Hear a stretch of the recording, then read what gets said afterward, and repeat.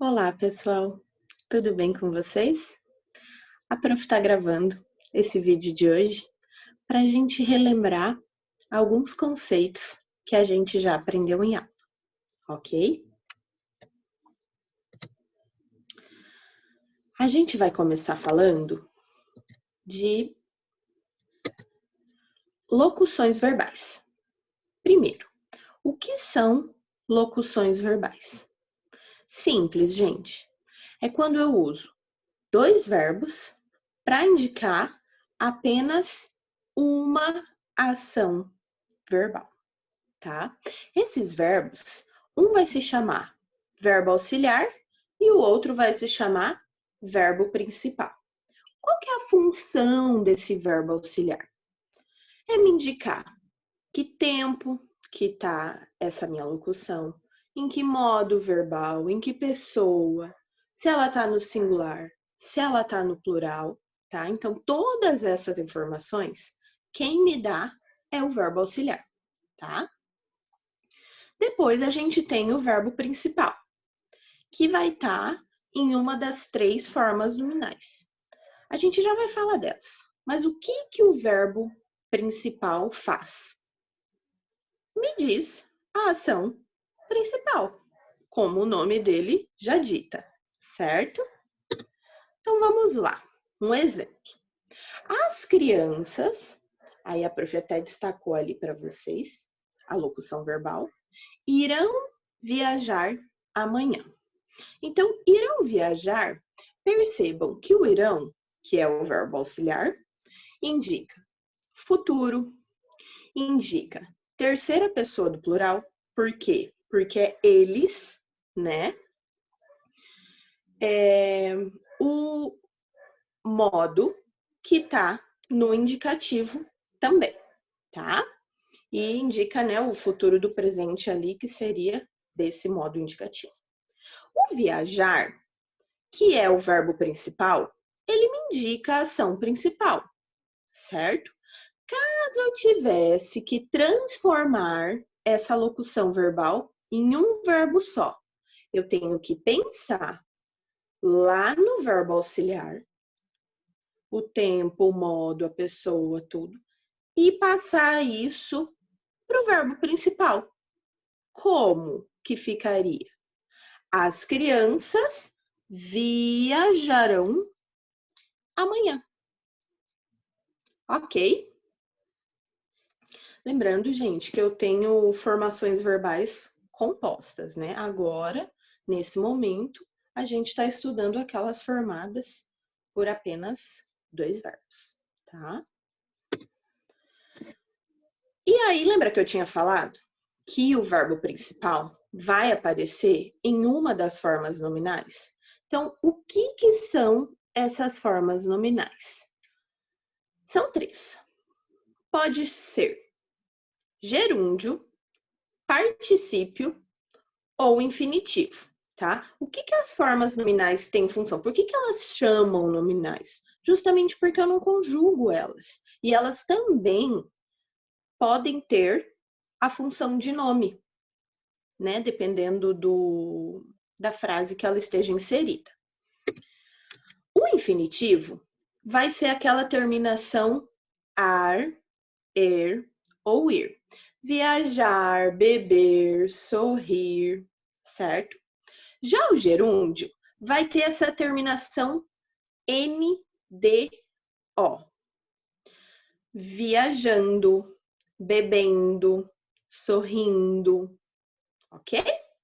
Já o particípio, quando ele for regular, vai terminar em ado ou ido, né? Viajado, bebido.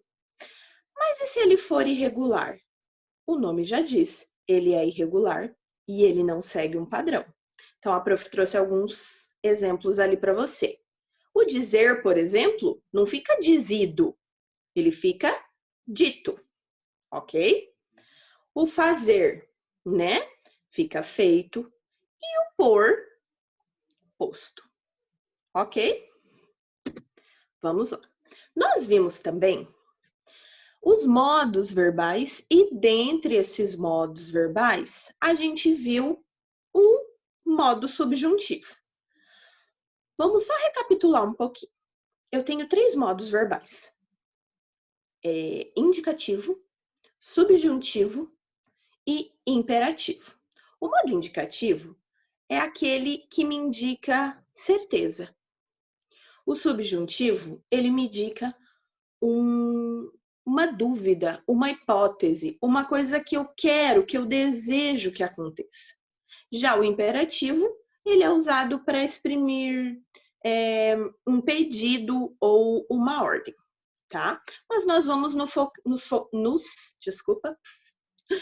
focar agora no subjuntivo.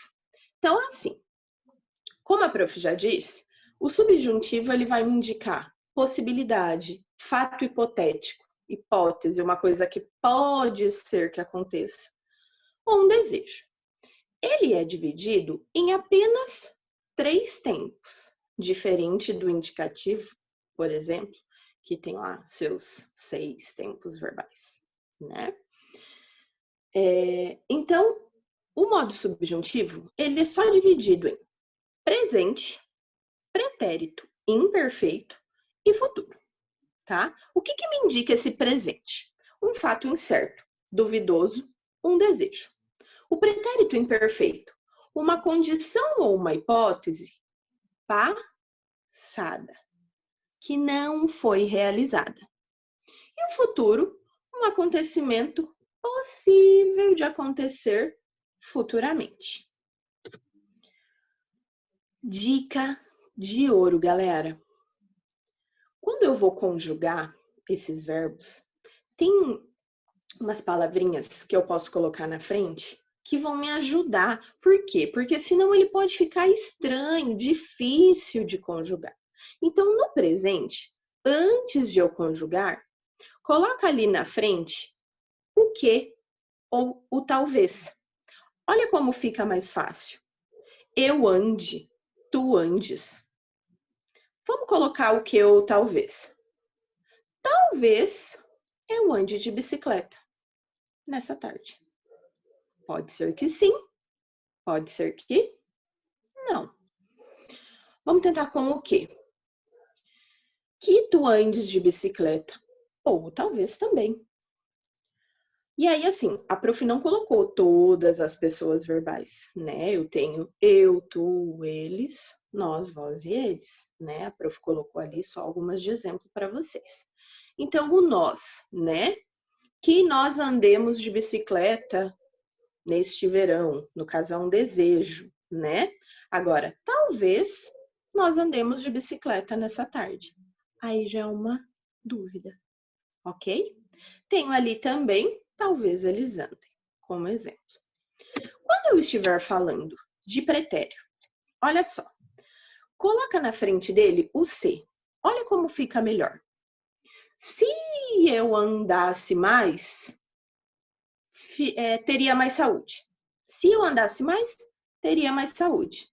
Se tu andasses, se nós andássemos com cinto de segurança, não sofreríamos acidentes, tá? E se eles andassem? Já o futuro, galera, eu também poderia ali usar o se, como eu já usei, né? Mas eu também posso usar o quando. E lógico que todo o contexto da minha frase também muda, né? Afinal, eu estou falando de futuro, algo que vai hipoteticamente acontecer, que pode acontecer. Então, assim, quando eu andar de bicicleta, serei feliz. Quando tu andares, ou você, né? Quando nós andarmos de avião, levaremos a família toda, né? E quando eles andarem também, tá? Que aí eu indico futuro, ok? Galerinha do meu coração, agora que a gente revisou os conteúdos, a gente vai para as atividades. O que a gente vai fazer? A página 73, 74 e a 75 até o exercício 3, A, B e C. Ok?